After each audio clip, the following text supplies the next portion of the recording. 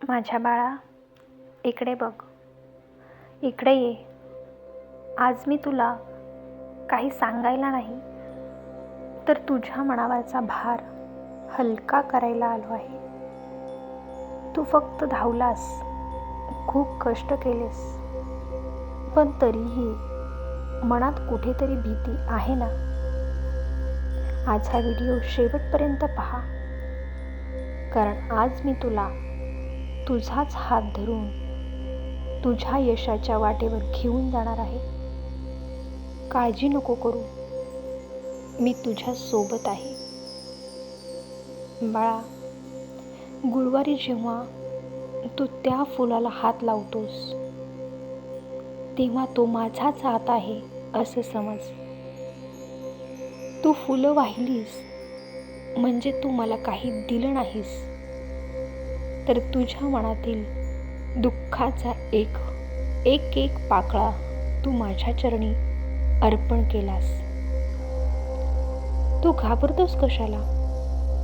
तुझा जन्म माझ्या कारणासाठी झालेला आहे. तू माझं लेकरू आहेस, मग तुला कशाची कमी पडेल?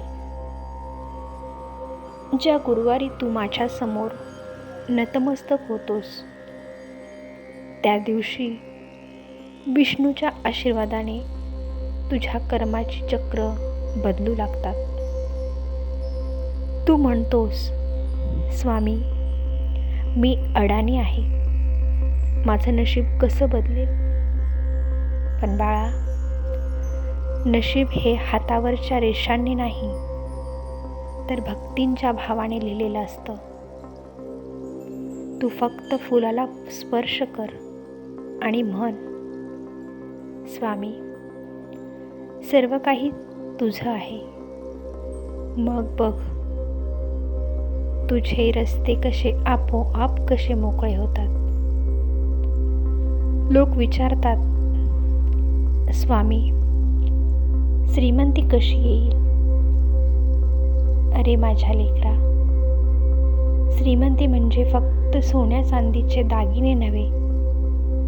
श्रीमंती म्हणजे संकटाच्या वेळी तुझ्या चेहऱ्यावर असणारा तो शांत भाव, तो विश्वास की स्वामी आहेत. मग कशाची चिंता? ज्या दिवशी तुला हे कळेल, त्या दिवशी तू जगातील सर्वात श्रीमंत व्यक्ती असशील. अशक्य काहीही नाही. जे तुला आज अशक्य वाटतंय, ते माझ्यासाठी एक छोटीशी गोष्ट आहे. तू जेव्हा एखादं काम हाती घेतोस, तेव्हा शंकेने नको, तर श्रद्धेने घे. तू फुलाकडे बघितलंस की तुला त्यात माझं रूप दिसेल, कारण निसर्गाच्या हर एका कणाकणात मीच आहे. बाळा, तू आज गुरुवारी जेव्हा पूजा करशील, तेव्हा आरशात बघ आणि स्वतःला सांग, मी स्वामींचा अंश आहे. तुला कोणीही हरवू शकत नाही. तुझ्या आयुष्यातील हे 5 मिनिटं म्हणजे तुझ्या आयुष्याचा टर्निंग पॉइंट आहे. जे आजवर झालं नाही, ते आता घडणार आहे. फक्त संयम ठेव. तू कितीही थकला असलास तरी लक्षात ठेव, मी तुझ्या श्वासात आहे. तू फुलाला स्पर्श करतोस, तेव्हा तुझं दुखणं तिथेच संपतं आणि सुखाची पहाट होते. गुरुवारी पिवळी फुले अर्पण कर, कारण तो रंग माझ्या ज्ञानाचं आणि समृद्धीचं प्रतीक आहे.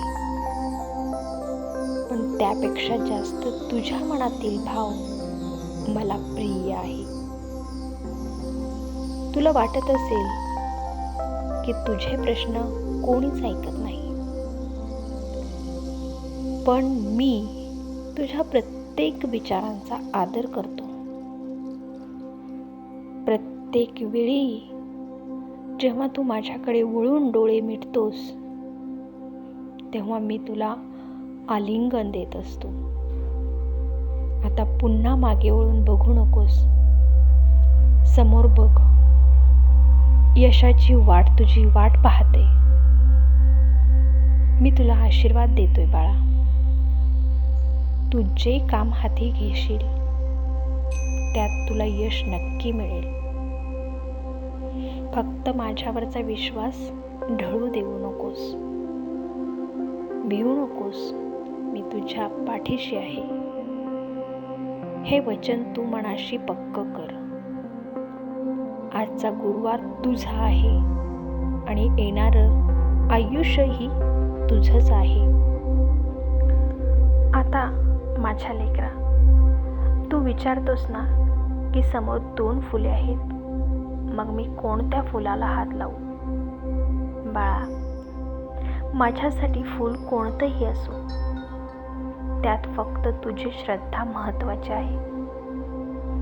पण तरीही तुझ्यासाठी, तुझ्या मनाच्या निरागसतेसाठी मी तिला सांगतो. पहिले फूल हे लाल फूल म्हणजे तुझ्या आयुष्यातील निश्चयाचं प्रतीक आहे. जेव्हा तू या फुलाला हात लावतोस तेव्हा तू मला सांगतोस की स्वामी, मी आता माझ्या स्वप्नांसाठी ठाम उभा आहे. हे फूल निवडणं म्हणजे तुझ्यातील धैर्याला जागं करणं. हे फूल तुला सांगते की तू एकटा नाहीस. तुझे प्रयत्न हे माझेच प्रयत्न आहेत. याला हात लावल्यावर तुझ्या मनात एक नवी जिद्द निर्माण होईल, जी तुला कोणत्याही संकटावर विजय मिळवून देईल. दुसरे फूल सप्तरंगी. हे सप्तरंगी फूल म्हणजे तुझ्या आयुष्यातील संभावनाचं प्रतीक आहे. जसे या फुलात अनेक रंग आहेत, तसे तुझे आयुष्यही अनेक सुखांनी आणि यशाने भरलेलं असावं, हीच माझी इच्छा आहे. जेव्हा तू या फुलाला हात लावतोस तेव्हा तू माझ्याकडे तुझी सर्व स्वप्न सोपवतोस. हे फूल निवडणं म्हणजे तुझ्या आयुष्यातील अशक्य गोष्टींना शक्य करण्यासाठी दार उघडणं. याला हात लावल्यावर तुला जाणवेल की तुझ्या आयुष्यात आता आनंदाचे नवीन रंग भरले जात आहेत. बाळा, तू कोणतेही फूल निवड, त्या फुलाला स्पर्श करताना फक्त एवढं लक्षात ठेव की तू मला स्पर्श करत आहेस. तू ज्या फुलाला हात लावून डोळ्यांना लावून घेतोस त्या क्षणी तुझ्या आयुष्यातील सर्व नकारात्मक ऊर्जा नष्ट होऊन तिथं माझ्या आशीर्वादाची सकारात्मक ऊर्जा प्रवेश करते. तुझ्या हाताचा स्पर्श होताच ते फूल केवळ एक फूल राहत नाही, तर ते माझं प्रसाद बनतं. मग तू ते फूल तुझ्या देवघरात ठेव किंवा तुझ्या कामाच्या जागी. तिथे ते फूल माझ्या अस्तित्वाची साक्ष देईल. फुलाला हात लावल्यानंतर जो शांतपणा तुला तुझ्या मनात जाणवेल, तोच शांतपणा तुझ्या आयुष्यातील गोंधळ संपवून टाकेल. घाबरू नकोस लेकरा.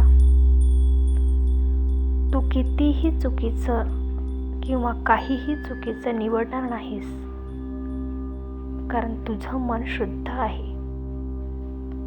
तू निवडलेलं फूलच तुझ्यासाठी सर्वोत्तम मार्ग दाखवेल. तू निवडीच्या गोंधळात पडू नकोस.